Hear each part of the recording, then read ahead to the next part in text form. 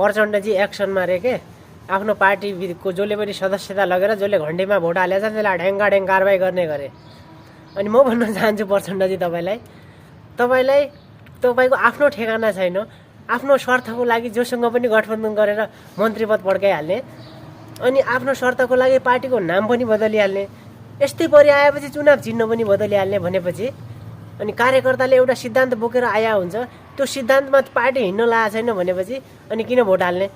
अनि तपाईँ आफ्नो सिद्धान्तमा हिँडिराख्नु भएको छ कि त्यो पनि प्रश्नको विषय भयो त अब। अनि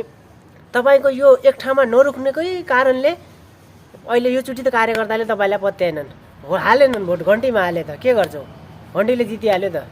अनि यदि तपाईँको यस्तै पारा हो भनेपछि योचोटि 7 सिट जित्नु भएको छ नि, दुनियाँ पार्टी गठबन्धन गरेर नेकपा खोलेर 7 सिट जित्नु भएको छ, पछि आउने समयमा यो पनि हुँदैन, यो बाटो पनि घटेर कति हुन्छ थाहा छैन। र अहिले त तपाईँ चुनाव क्षेत्र सुरक्षित ठाउँ खोज्दै हुकुम पुग्नुभयो, अर्कोचोटिको लागि तपाईँको यदि तपाईँले यस्तै पारा हो भनेपछि बदलिरहने, जहाँ पनि जाने पारा हो भनेपछि अर्कोचोटि तपाईँको चुनाव लड्ने पनि पाइँदैन, ठाउँ पनि पाइँदैन, के गर्छौ त? यस्तै हो, योचोटि हालेनन्, अब कारबाही गर्नुहोस्, तपाईँलाई नै घाटा हो, कार्यकर्तालाई कारबाही गरेपछि